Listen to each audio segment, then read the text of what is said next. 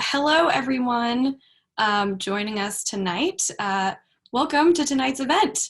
This is the plenary event for the DC Science Writers Association Professional Development Month. I'm Jenessa Duncombe. I'm a board member of DCSWA, and I'll be the host tonight. We'll be hearing from Maddie Sofia, the host of NPR's Shortwave. Today wraps up our month of professional development events. Typically, we offer this as a workshop in April, but obviously this year was different. So we reshuffled.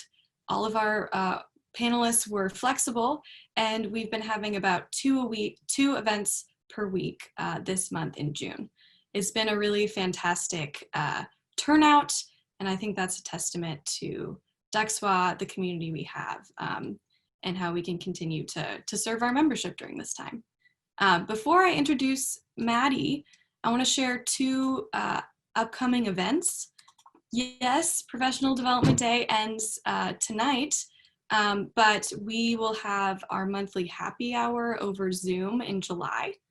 Come say hi. It's a casual event. We split people into Zoom breakout groups, and you just chat about what you've been up to lately. We also have our annual open board meeting. Anyone who's interested in learning what we're about, maybe thinks they want to organize an event, come join us. It'll also be on Zoom, no commitment required, but we'd love to see everyone there. So finally, I'd like to introduce our esteemed guest tonight. During the planning stages of Professional Development Day, we discussed who to invite for our plenary, and Maddie Sofia's name quickly rose to the top of the list. Maddie's show Shortwave on NPR is a contemporary take on science news. It's a 10-minute daily podcast that covers all kinds of science. The language is accessible, engaging, and entertaining. The show features the voices of Maddie and her reporters, but also of scientists and other experts.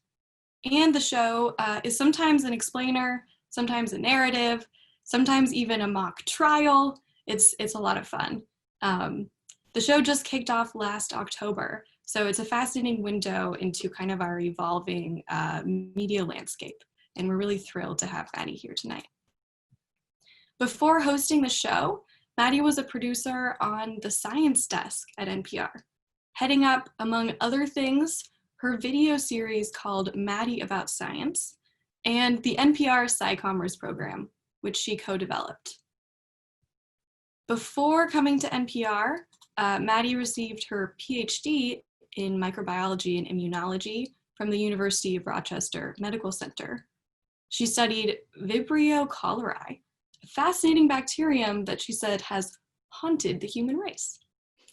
So we're reserving time after Maddie's talk for questions. Please type your questions into the Q&A box during or after her presentation, and I'll field those to Maddie. As you can see with this slide I have shared right now, we believe in an open and safe professional environment at DCSWA. By participating in our events, we expect you to abide by our code of conduct. If anything comes up, feel free to Zoom, DM me or my co-host, and we'll assist you. You might be able to tell that I'm recording tonight's webinar. We're going to be posting this on our YouTube channel afterwards. Please visit our channel to see our past events as well. So without further ado, I think I'm going to hand this virtual stage over to Maddie. Awesome. All right. Jenessa, can you hear me? Just to make sure. I can hear you. I'm going to stop sharing. Sure. Okay, there we go. Oh, okay. Hey, everybody. Thank you so much for coming. I just want to clarify that it's haunted the human race. You know, I feel like you said hunted, which is a very, you know what I mean? Like it's a different vibe. It's not out. It's just trying to live, you know? It's just trying to live. It's out here trying to live just like us. So, okay. Well, I'm super excited to talk with y'all. I have given a lot of talks in my life. None of them have been on Zoom. So bear with me a little bit. So my name is Maddie Sofia. There's my Twitter handle. If you want to hate tweet at me at any point in this event, that's how you do it right there. And that's the NPR Shortwave hashtag, which I'm legally required to say, subscribe to Shortwave. No, I'm just kidding. Okay, so I'm a firm believer in agenda setting. So we'll start off with what's about to happen to you, which is I'll talk a little bit about myself. I will talk a little bit about the show I host. Then the jokes will end. We will pivot to reporting on COVID. Jenessa said that might be interesting to some of you just to see how we've dealt with that and the work we've done around it. And then I'm also going to take this opportunity to talk to you guys a lot about something that I care a lot about, which is tracking your sources and keeping track of who you're talking to and who you're putting on the radio or in your pieces or on your podcast. It's something that I've cared about since I got to NPR, and it's something that I think people are really starting to get motivated around. So I wanted to share some of the things that I learned doing that. So let's get started.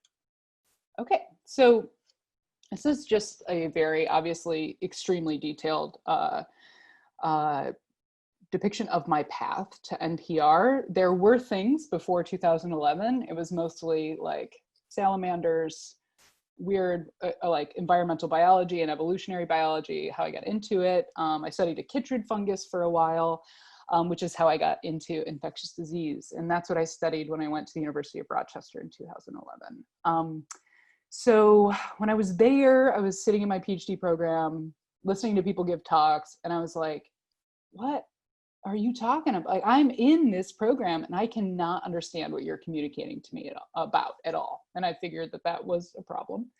And so I got really into science communication. I got into working with my fellow scientists on how to communicate for different types of audiences.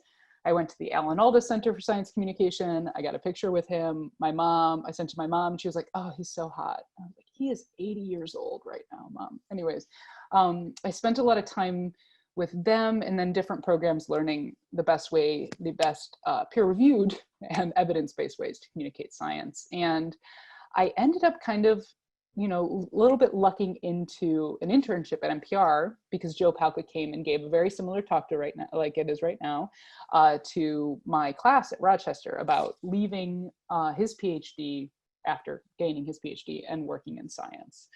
And so I worked with him as an intern, kind of developing this program called the NPR SciCommerce program, which I'm planning on giving Jenessa a bunch of resources to send to you guys. So don't worry about looking that up.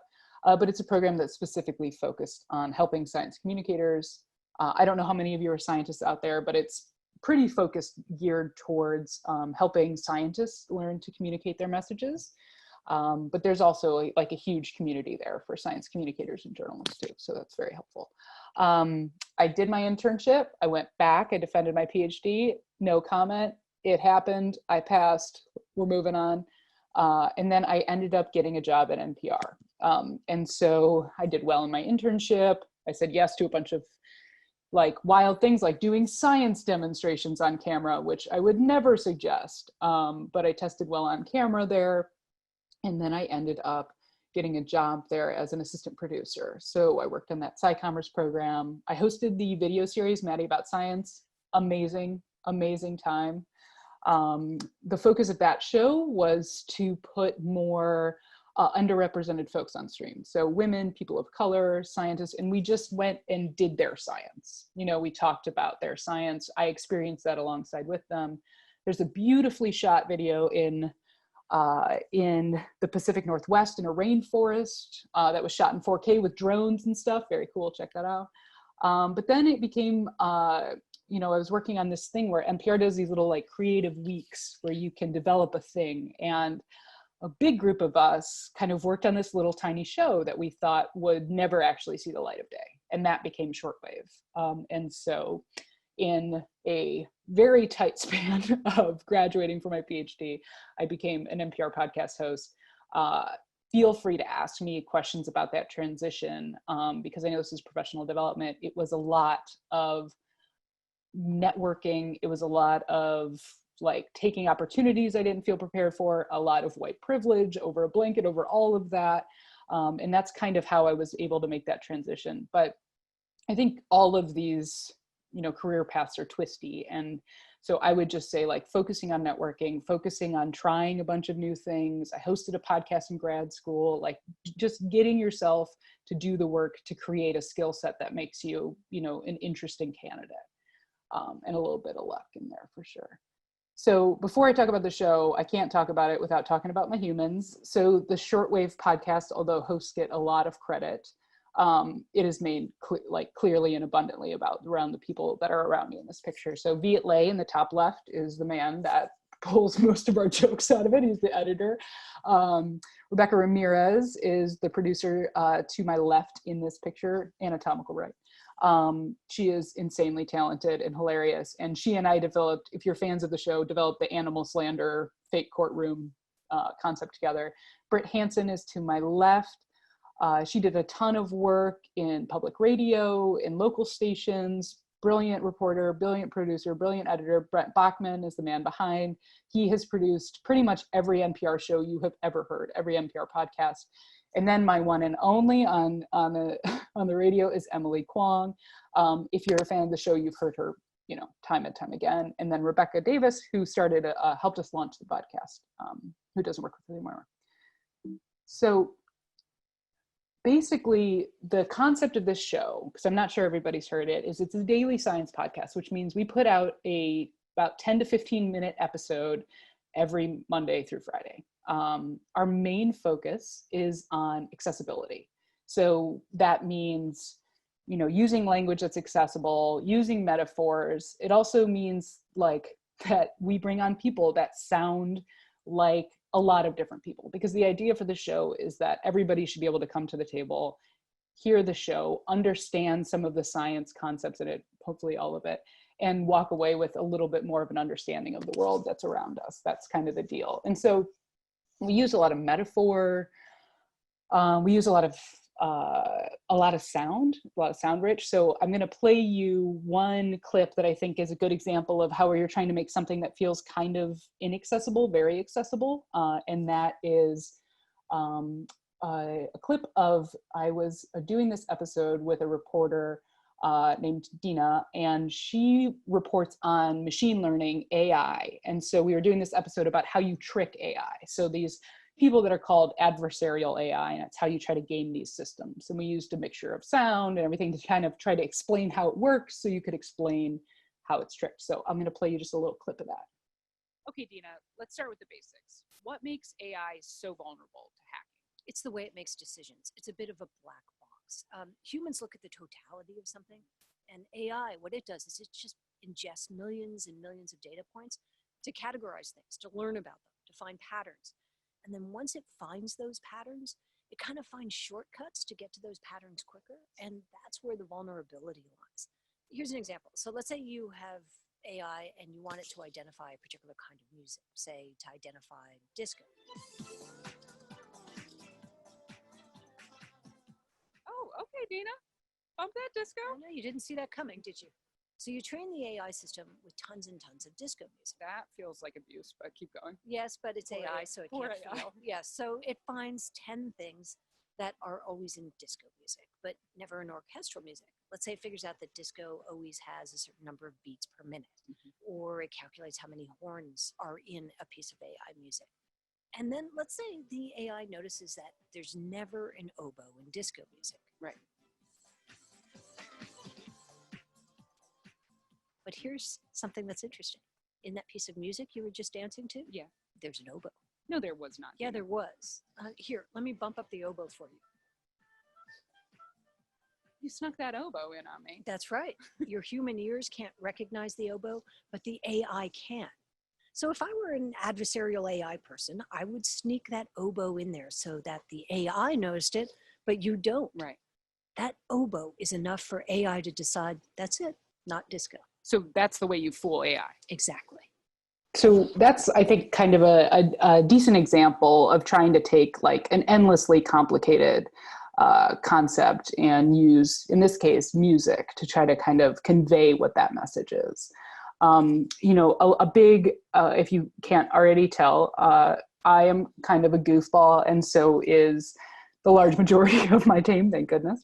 And so we use a good bit of humor too, because I think, there's a lot of the perception of scientists are changing, right? But there is still a very like cis hetero male white presence when people think of scientists. That's changing, which is beautiful. But we still, I think a large part of building trust in the scientific community, which is not necessarily the job of a journalist, but I think it's a job to represent them as human beings. And so in this next clip that I'm going to play, we had these two amazing scientists, Ashley Rowe and Lauren Esposito, and they both study these two organisms that have been in an evolutionary fight since the beginning of time. And those organisms are this tiny bat, I almost swore, and then I was going to get this tiny, tough little mouse, and a bark scorpion, which is this like real nasty venomous scorpion. And they have been fighting each other for generations.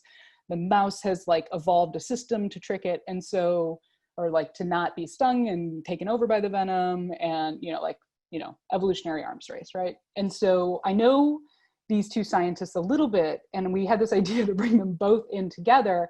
And I told them we were going to have this conversation about the fight, but I didn't necessarily tell them that I was going to set it up like a cage match, which is obviously the normal way to do that. So here's us kind of surprising these scientists and building the intro to this episode, which was about this very complex evolutionary biology, but we were trying to use a little bit of humor to get people into it. So I don't know if you'll think it's funny, but I find it hilarious.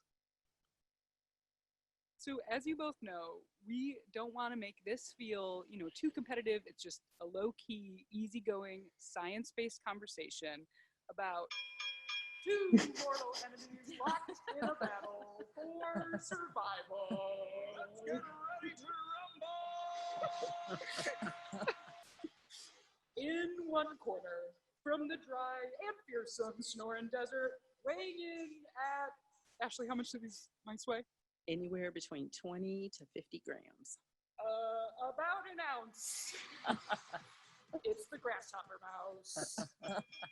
And in the other corner, from a little dirt hole under a rock down the hill, the stinger in the ringer. It's the Arizona. Oh, no, I ruined it. So Hang as on. you both know, we don't want Baby's first Zoom. Baby's first Zoom. feel, Well, anyways, you get the idea. I did say the stinger and the ringer, which is my favorite piece of writing I had in the entire episode, and maybe ever. But so that's like a kind of an example. And obviously we tackle much tougher subjects than this, but I think when we're thinking about accessibility and bringing science in a way that feels like it's attainable for everyone, that's, I think, a pretty decent example. So, okay, let me see. I accidentally just tried to get the chat going. Oh, I see you guys in there chatting. All right, cool, I'm good. All right, so, oh, wait.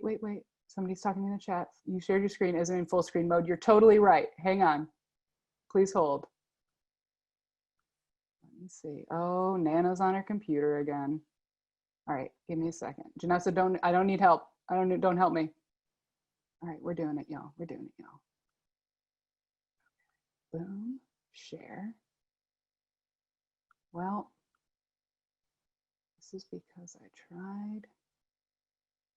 Got this. Full screen mode. Thank you. Human from the chat, I didn't catch your name yet, but I'm going to go back. I'm too scared to change it. Okay. So we cover, like Jenessa said, we covered a lot of different topics. I'm giving you a list of some of those topics. So coronavirus, we did an episode about coronavirus testing, obviously. Intersection of racial justice and climate change, evolution of speech, facial recognition, soil microbiology, climate scientists deciding about whether or not they want to fly anymore, cool aquatic dinosaur discovery. All of these things are things we have covered in the last 20 days. So we cover obviously a larger, but I just wanted to give you an idea of like the feel of a daily science show, which is that we're putting out daily content about all different types of things. We're fact checking every episode. I'm very proud that we have made, in 175 episodes, we have made a correction 5 times. That doesn't mean we haven't gotten so far, but maybe just people are letting it go. But I think, it's an extremely rigorous process. I am a scientist. There are several, former scientists on the team. The journalists are like this too, where you just really, really want to get stuff right, because that's the whole point of the job. And so that can be really difficult. And that was really difficult when we had, 5 people, core people, make this show. and we're in a state-of-the-art studio, the best studios in the country, and then coronavirus hits, right? So that became a very, obviously a challenging moment for us. And that's, you know, like in the scale of coronavirus, it's nothing, but as a science team, all of a sudden we had one thing that every science journalist in the country was reporting on. We were seeing science come out at a speed that I had never seen.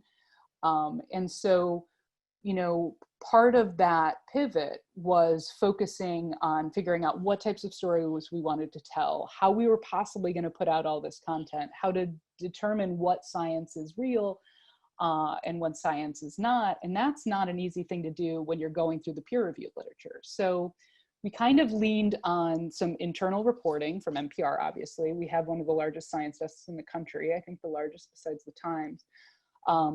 I, luckily for us, I'm a microbiologist, an infectious disease microbiologist, and a molecular geneticist. That doesn't mean I'm a virologist. So we could lean on me a little bit for saying like, this preprint like doesn't look really great. But we really had to lean on the desk a lot and bring reporters on, which is something that Shortwave does anyways. You'll hear a lot of NPR reporters on our show. We also leaned a lot on outside reporters because a lot of reporters are doing really, like the Atlantic's coverage right now is, it's great, it's wild. And so Ed Young has been on our show quite a few times.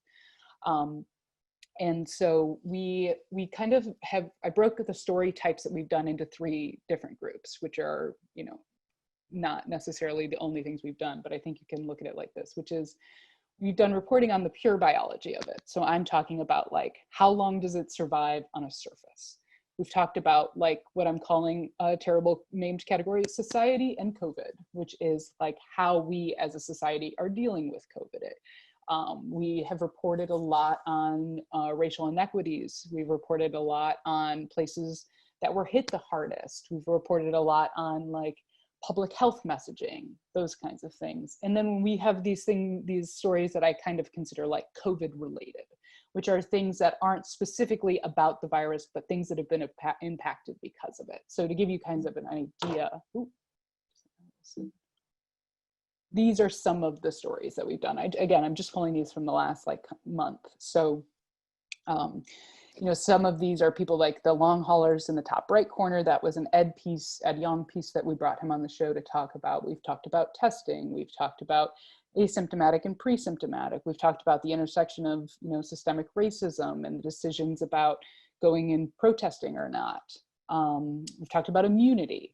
And so these are just like some of the ideas. And then there's some of these that I would consider like off COVID. So what we will and won't remember about the pandemic. So how memory works in big moments. We talked about, you know, the fact that the pandemic cut down on air traffic, but didn't really cut down on air pollution that much. So these are things that are kind of COVID related, but not necessarily about the virus. There was a great episode with Liz Neely, who's a science communication expert, about how to talk about it, how to talk about the things we know and don't know about the virus, and how to like compassionately share information in a way. One episode that did really well, which is, it was how time works in a pandemic. All of us have felt like, what is this, March, April, whatever, I don't know, Schmurz Day. And so we've talked a little bit about how isolation changes the way that you tell time, or your body perceives time rather. So those are kind of some of the things that we've been covering. And I want to leave a lot of time for questions because I think that's like even better than hearing a lady talk at you. But I do want to spend a good bit of time here on source demographic tracking. It's something that has always been a huge priority for me, which is knowing exactly who you're putting on the radio. So if you think like, okay, I want to make sure that I'm putting, like, let's say you're like, I want to put a lot of female or a lot of women that are physicists on the radio because I feel like I don't hear enough from women physicists, or I feel like these people are underrepresented. And just to be clear, there are a ton of data. These people are underrepresented both in the sciences and in the media. So you want to make a difference. You want to make sure that your show feels equitable. You feel like it represents America. You have to know who those people are and who you're putting on the air. And there are a lot of, I think what we learned is there are a lot of people that thought like, I care about this. I'm making sure I try to get 50% women and 50% men in my show, and make sure that I have non-binary folks in there. I want to make sure I want to have like a really nice group of people that represent the country and the people that are doing science. But if you don't track that, if you don't keep track of that data, then you don't know. And you are constantly surprised by how white and male your sources can skew. So some things I want to talk about. Our strategy is not perfect. The way that we aggregate this data, collect it, dissect it, is difficult because human beings are not numbers. And so when you turn them into numbers, it can get really messy. You will make mistakes. I have made mistakes. I'm going to share some of those mistakes with you. It is important, though, I think more than anything, is it important to start now, to start immediately, and to evolve your process. And that's what we've done. And I hope sharing some of the things that we've learned through that can be helpful. So the first thing we did was we made it an absolute priority on day one. From like, if you're working at a big news organization, that allows you to put resources into that thing. So you'll see that we also aspire, let me see, I gotta move my little guy, to reach new and diverse audiences by making science accessible, relevant, and exciting to everyone and by everyone. So from day one, if you got hired onto this team, and this was part of the interview process, you had to show that you were interested in this, that you had experience doing this, and that you thought it was an important editorial priority. And that was really helpful. So we collect 5 data points for every source that comes on the show, every source that internally shortwave books. That's gender, identity, age, race, permanent location, and interview location. So those have been decided on by NPR. The thing that is different about shortwave, and a lot of different podcasts do this too, like I think Hidden Brain does this, Code Switch does this for sure, Life Kit does this too, is that instead of determining what that person is, I'm saying like, okay, Maddie is a white cisgendered woman, I ask. So we ask our sources at the end of every single interview how they identify. And this actually got a lot of pushback, especially from reporters that had been in the field for years and years and years, because they were afraid that they were going to feel uncomfortable. They were going to feel like they were going to make their sources uncomfortable. Like if you're having a contentious interview, like what's going to happen if I ask these questions?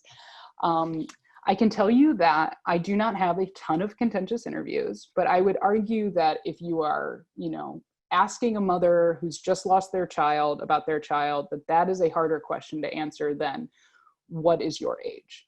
And we also make sure that it's clear that we're not sharing this data and that we are going to absolutely, like at any point, you don't have to answer any of these questions that have nothing to do with your interview. I have asked these questions, I think, about 162 times. And I have had 1 or 2 kind of like weird interactions. The rest of it is not a big deal. I'm gonna share with you guys the script that we've developed. It's changed. You'll hear what I'm about to play you a clip, but I play this clip with the permission of the person that I was asking the questions, because a lot of people are like, is it weird? And I wanted you to know, like, this is what it sounds like to ask these questions at the end of an interview. So on our show, we think it's super important to feature a diversity of voices and perspectives. And so in order to do that, we have to know a little bit more about you. These questions have absolutely no bearing on your interview. It will not dictate what we use, and we'll never share your data outside of NPR or even this is like a quiz. It's a quiz, and I think you're going to nail it. I think you know the answers.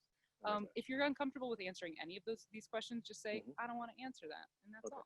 So, and also, so this does not go on the radio. This is just no, like this doesn't. Yeah, this is so I can make sure that we're talking to all different types of people. That we're talking to different experts and different patients, all that kind of stuff.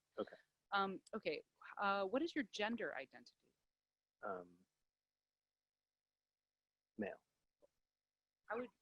I was trying to. Sometimes you gotta think about it. Sorry. That's true. How would you describe your race or ethnicity? African American. Okay. What is your age? 51. Where do you live? Atlanta, Georgia. Perfect. Is that also where I'm hearing you from? Yes. Perfect. In a secluded locked room. Good. You will be released in time. Are you aware of any organizations that could help us connect with diverse scientists and sources? Oh, That's a bonus question we that's a good ask. question. You can also email me that if you wanted to think about it. I need to think about that. Yeah. But I think I feel like there's some people on Twitter that I could probably Sure, send them to us. Send them to us. Okay, that's it from our end. This was so much fun. Easy. Yeah, I had a really good time. Me You're really fun to too. talk to. I love this guy. To be fair, Awesome. Well, have a good day. he is a delight. Not every source is that delightful, but I think that there's a couple of things you can hear in there. It's like a little bit of like, oh, this is kind of a question that I'm not used to answering, and then just like, oh, and then you get there. And the less of a big deal you make it, like I don't even do this level of scripting or asking anymore. This was very early.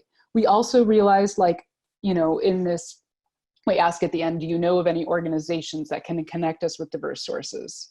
We stopped asking that question in that way because what does diverse sources mean, right? That's a white perspective. We're talking about underrepresented sources. So even in that moment, we've made that change and that iteration, and that's going to happen when you're asking these questions. So I think the next thing I was going to do is just share our data with you, since I'm like talking about how, you know, great this is and how hard we work at it. So so our targets, and it's important to set goals. Our targets are the American population's estimates. So these are the US estimates from a 2019 census estimate, because the census is 20 years, every 10 years, but they ask in between. And so what you're looking at here is NPR's, NPR, general NPR, and what we're talking about here is Morning Edition and All Things Considered. And you can see that they have been featuring 67% male voices, which is obviously not representative of the country. Shortwave, we're trying to balance it out. I'm just kidding, but you can see that our numbers, we tend to have more women on the show. And there's also unknown means we forgot to ask the questions. I've done that twice. And then there's also people that are represented by non-binary or trans folks that are in a different breakout. So these are basic breakouts. Actually, I don't know that we've had any non-binary folks, which we should change. So these are racial groupings. So what NPR is aiming for is 60% white representation on their air. You can see that NPR is at 83% white. Not great, not good, not even close. We have been able to do better, but I do want to put some caveats in our data, which are that these are our internal bookings. So these are what the shortwave team has booked. This is not every person you've ever heard on the show, because the reporters bring their own sources on the show and they don't always ask these questions. So they're not in this data. So our show is not just the data that you're hearing or that you're looking at. We also don't include the racial demographics of our reporters, which are also voices that you as a listener are hearing and maybe don't care that they're not a source or whatever. And so that's another iteration that we're working on. Should we include the demographics of the reporters that you're hearing? Obviously, too, these are not racial groups. These are basically non-white and white. So I wanted to show you, too, our breakdowns here. So there's a couple of differences. This is US data. The US, the way that they use their data is they count people that are biracial in multiple different categories. That's something that we're trying to figure out if we want to do too. So you'll see multiracial, the US Census doesn't have that data. And unknown is, again, I forgot to ask the questions. And so you can see that like our representation needs a lot of work. Like we need to get a lot more Latinx folks on the show. We are overrepresented.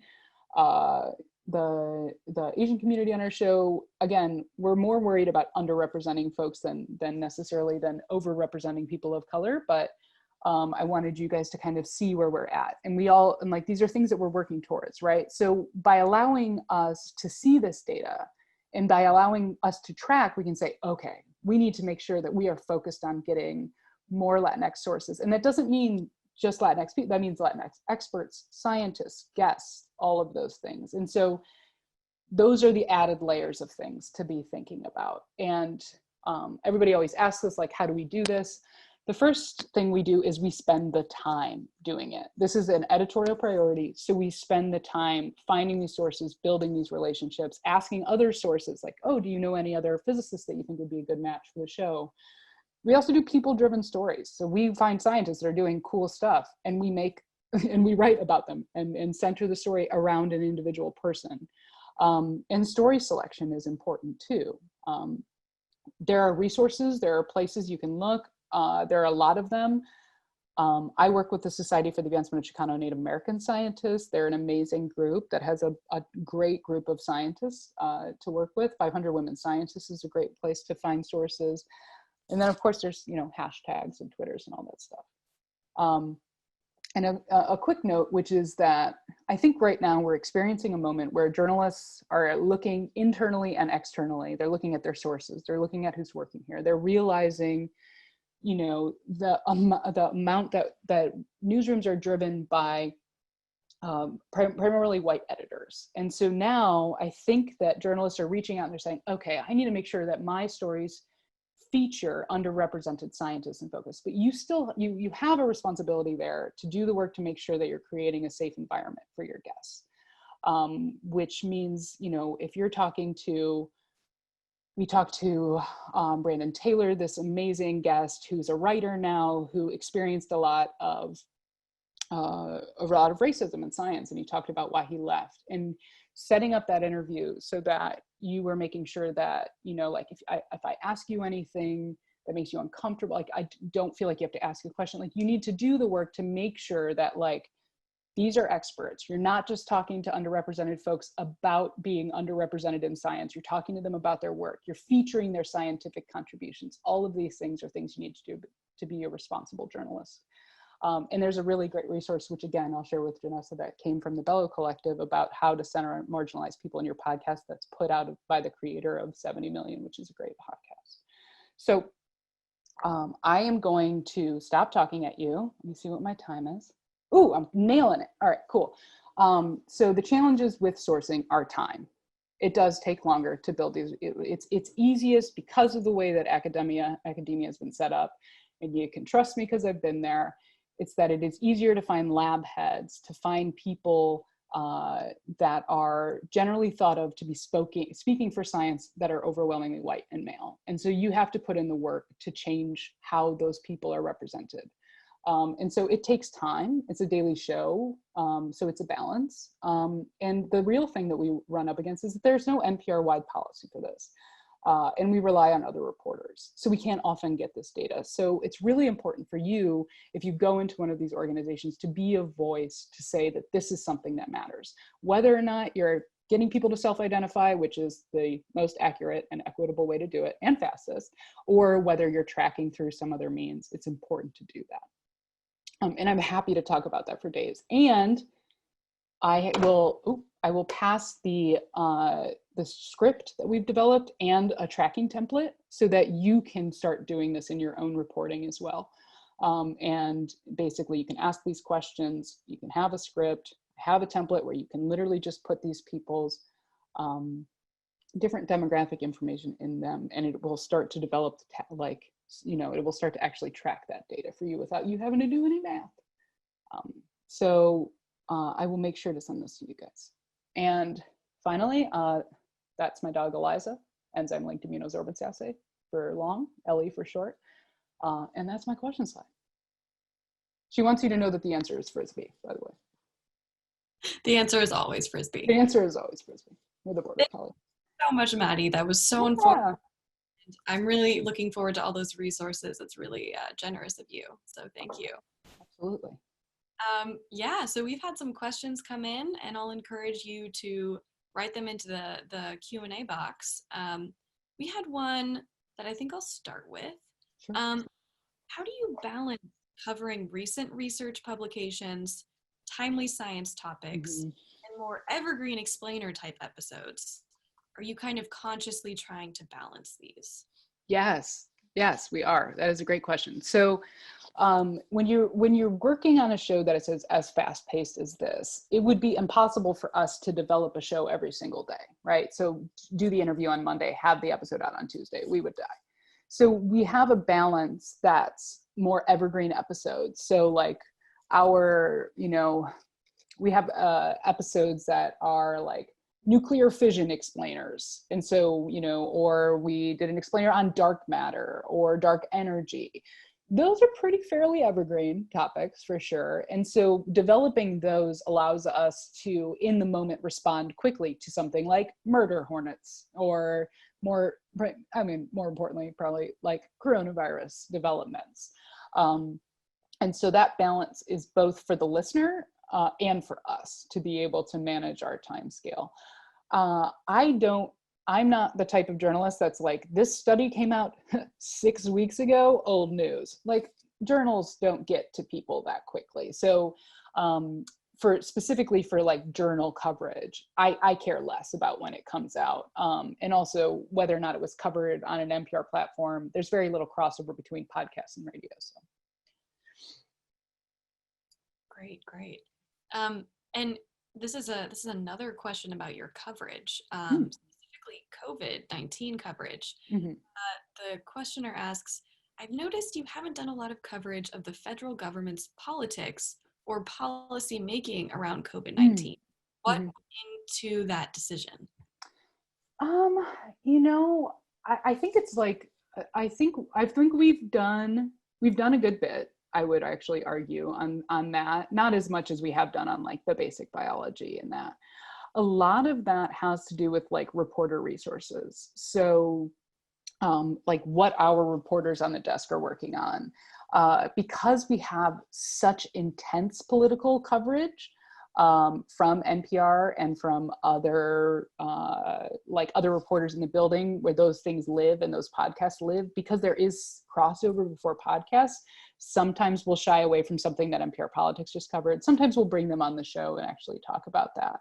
But it's a mixture of us having that coverage in the building on other podcasts and also like what our reporters choose to do.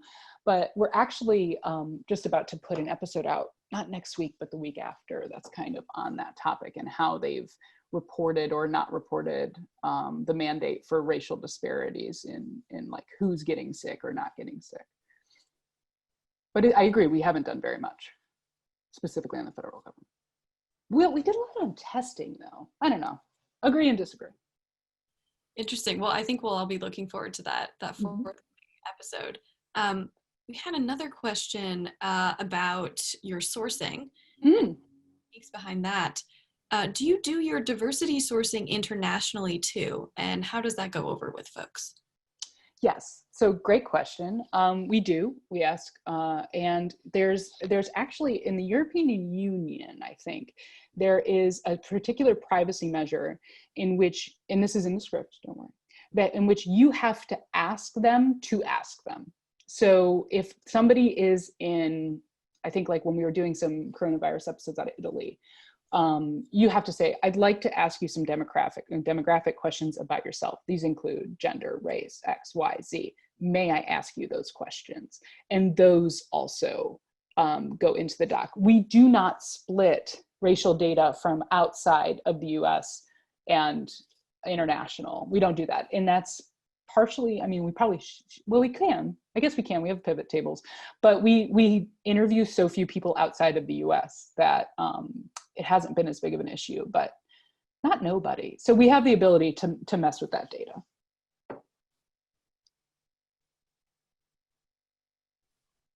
Awesome. And I think we had, okay, I just had 2 come in simultaneously. But I want to ask one of my own questions, which is, sure, baby, do it. No. So you mentioned, your path from being a scientist and getting into radio and kind of the quick timeline. You said you had to sort of jump out of your comfort zone. Can you talk more about making that transition? Sure. So I had developed a course at the University of Rochester called Science Communication it's been some time. It was a science communication course. It was based off of the Alan Alda Center's literature and teachings. And so because I had shown like excellence outside of academia, AKA I ran a course for 3 years and didn't get paid for it, #academia. I was up for this scholarship that Rochester had that was from the NIH that was called the You Are Best Scholarship. So it allowed me to pick up and go to a place and the NIH would pay for it, which was a luxury. And so when I got to NPR, I had done a lot of presentation. I had done a lot of I had developed a podcast that was looking back on it, I'm very proud of it, but But it wasn't a lot of writing. And if anybody can teach you how to write like a passive, unengaged person, it is the scientific academic institution. So I kind of had to learn very, very quickly. And, you know, Joe told me, he was like, you know, you should say yes to things that people ask you to do at NPR, you know, that you're comfortable with, even if you feel like you're not ready or you don't have the skills. And Joe was a very huge part of my transition. He edited everything I did. He helped get me on the Maddie About Science show. And so it was a lot about feeling like I did not belong in the room that I was in and continuing to be there and trying to do things. And it was a lot of that over and over and over and over again. And I think that I felt uncomfortable. I have felt uncomfortable since the day I worked into NPR.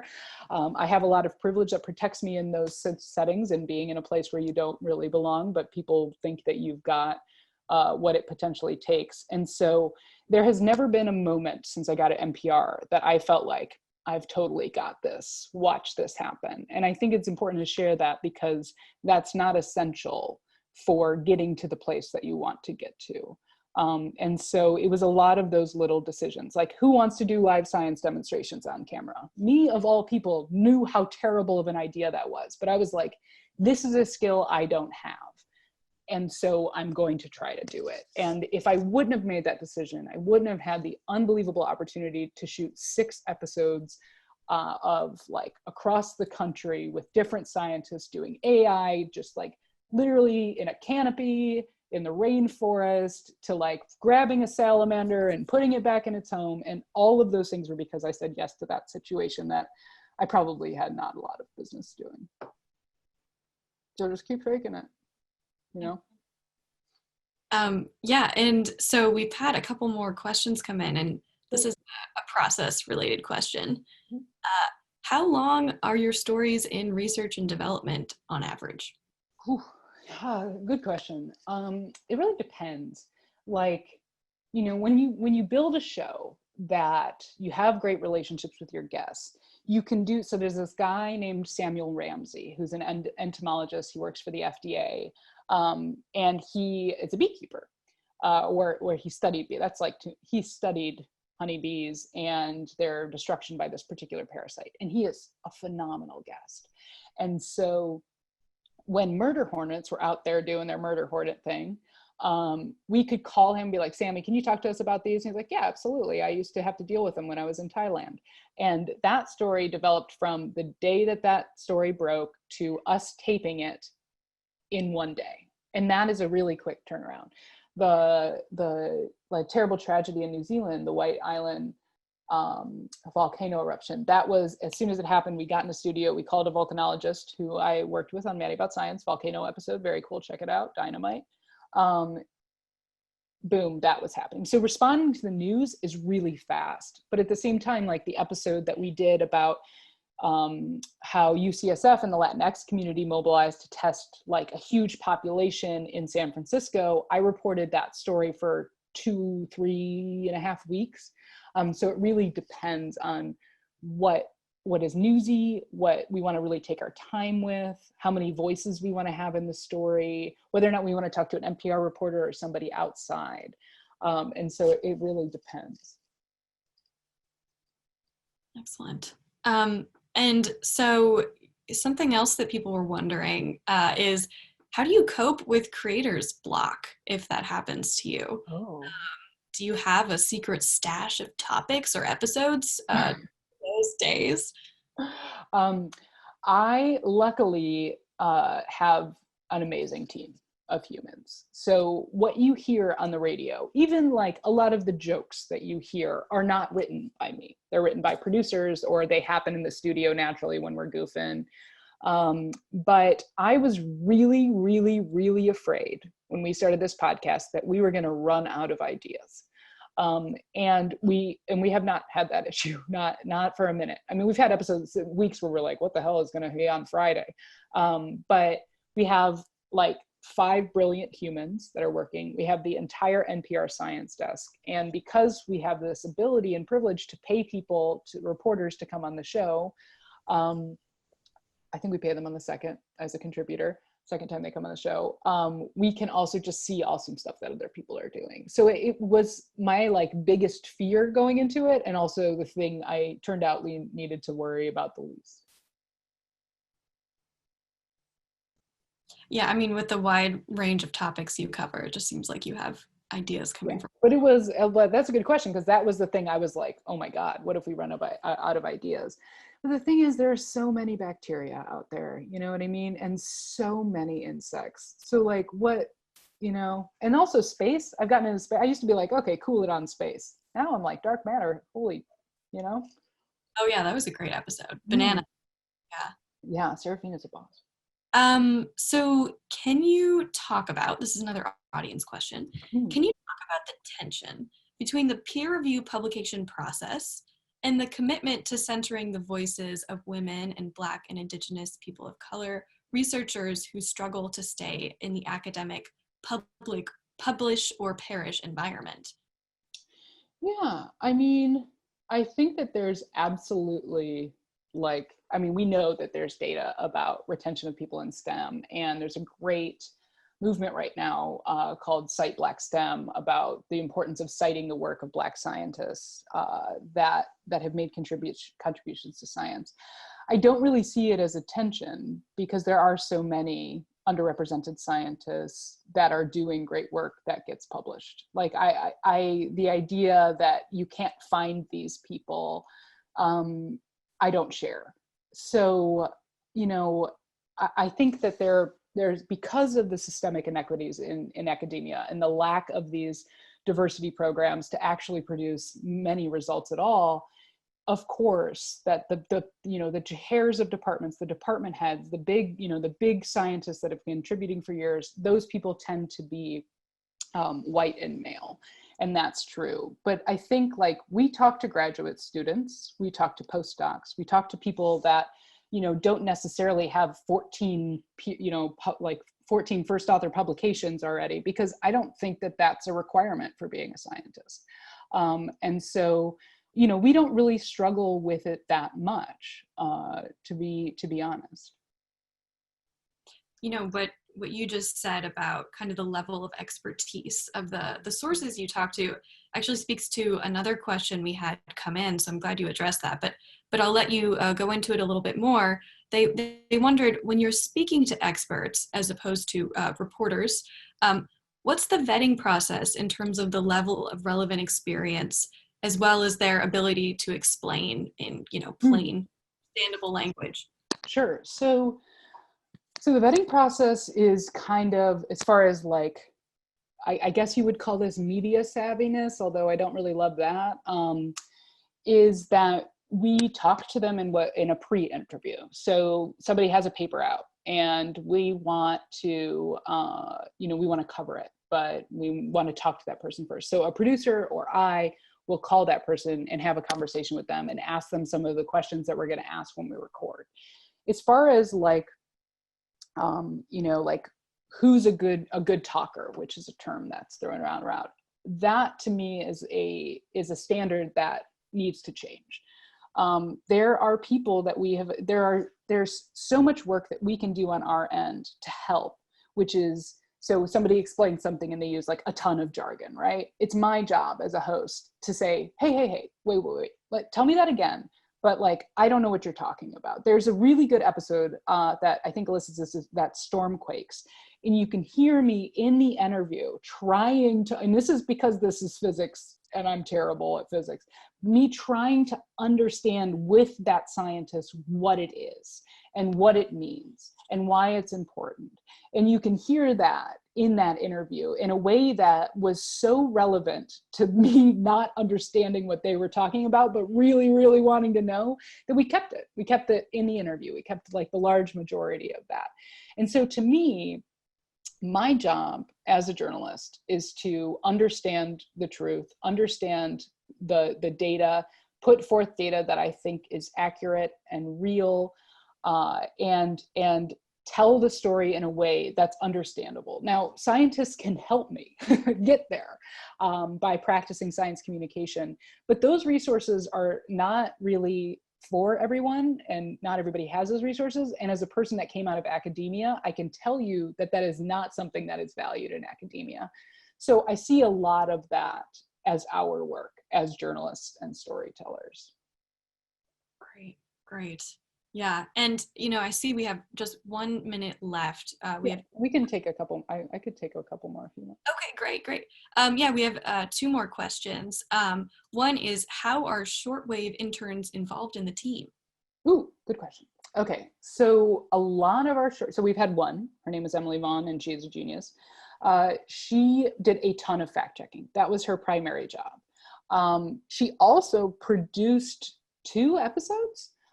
So she had an ability to, now she had done a lot of work. She had had as much journalism experience as I did. And so she did pitch stories, pre-interviewed people. She produced a couple of episodes where she came back on the show after. So NPR has a rule that your interns are not allowed to be on air, which is a bullshit rule, but they're not allowed to be on air. So she left our internship last week, 2 weeks ago, and then came back on the show as a reporter and reported a story. So now she's a freelancer for the show. So I would say like the vast majority of her work was fact checking, which is something that's like, to me, it's the most essential part of the show. But I think like we also wanted to make room for her. She was like, she was a part of it. She was like as much of the team as anybody else. And so she reported, she produced a little bit, probably should have had her do more than that. But like story ideas, shaping, she worked on some scripts. So a little bit of everything, but the majority of it was fact checking. Great. So another one we had come in was, how do you address increased concerns of reproducibility in scientific publications, especially with the current COVID situation and the ridiculously fast churning of publications in the last few months? Yeah, so great question. Yeah, I've never seen a situation like this. I've never seen a situation where so many preprints were coming out and so many of them were being reported on like, boom. We have tried not to do very much of that, or we do it with like a lot of caveats. So there's a couple of episodes that I think if you wanted to listen to hear us handle that. The first is the episode about how long coronavirus can live on surfaces, which was one preprint that got blown up. And we wanted to put a little bit of context in that. So like I saw that preprint, I was like, this doesn't mean that that coronavirus is living on surfaces and getting people sick. This just means it can survive. Those are 2 very different things in my microbiologist brain. Boom, next.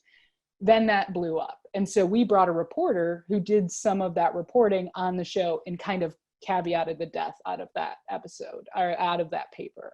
And then you can also listen to our episode about the loss of smell, because when that loss of smell stuff came out, there was very little data that backed that coronaviruses specifically caused that. And so what that episode turned out to be was that we were talking about the rate in which science is happening and how things like a couple of doctors across the world noticing a thing and thinking it's real is now like a symptom. To be clear, it ended up being a symptom. And I was in the episode, I'm like, I don't know about this, but that's kind of how we're handling it with a healthy dose of skepticism. In a lot of our coronavirus episodes, if we're talking about something that hasn't been peer reviewed, we say that right off the top. And we were also really clear about saying this stuff is changing super, super, super fast. And so that's how we've tried to handle it. Awesome. Yeah. And I have to say, caveated to death is one of my new favorite phrases. Great. Well, I think those are all of our questions for tonight. Maddie, thank you so much. This has been so fascinating. I feel like I've learned a lot. I bet other people on the line have learned a lot. So thank you so much for speaking with us. Absolutely. And I will make sure to send you guys a bunch of resources that you can share with everybody. Excellent. Great. Well, that concludes our plenary event. Thank you so much for everyone who attended. Even though we're not together in person in a room, I can feel you all here. So see you at future events. Do you guys want to see my dog real quick? Oh, yes, please.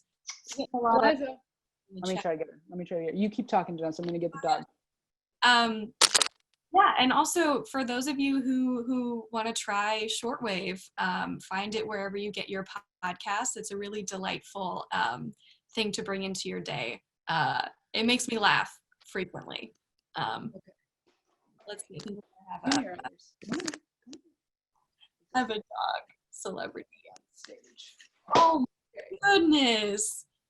This is Ellie. Ears. Yeah.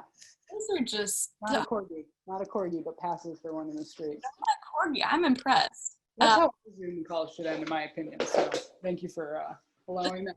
It's not a Zoom call without a pet, in my opinion. Thank you, Maddie. And what's your dog's name? Well, her full name was, she was named by my immunology department, a bunch of nerds. It's enzyme-linked immunosorbence assay, but we call her Eliza or Ellie. Okay, I'm gonna say Eliza. Good call. Thank you, Maddie and Eliza. Good night, everyone. Yeah.